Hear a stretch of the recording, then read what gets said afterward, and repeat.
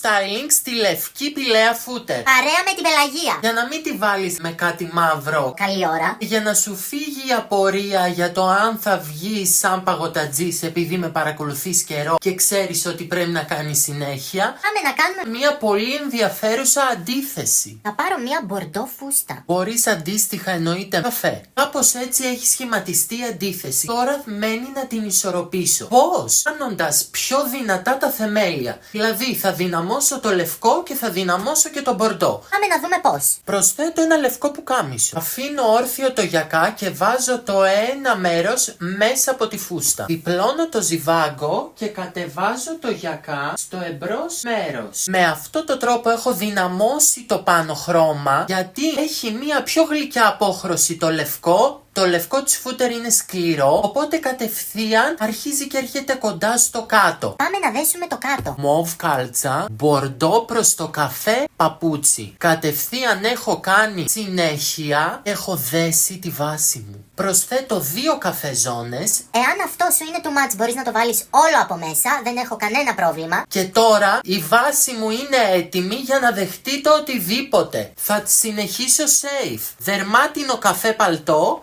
και καφέ τσάντα. Αλλά Επειδή το θέλω πιο σύνθετο, θα βάλω ένα γκρι σακάκι πριν. Το οποίο για να χωρέσει η φούτερ το πήρα από την ντουλάπα του μπαμπά μου. Προσθέτω το πανοφόρι τη τσάντα. και Έχω ολοκληρώσει το look. έχω καταφέρει να δέσω μια πάρα πολύ έντονη αντίθεση. Φαντάσου πόσο πιο εύκολο θα ήταν να δεθεί το μπεζ, η μόκα ή το καφέ φούτερ. Γράψε μου στα σχόλια τι styling έκανες στο δικό σου φούτερ. Και αν θα υιοθετήσεις αυτό. Από μένα και την Πελαγία. Bye bye.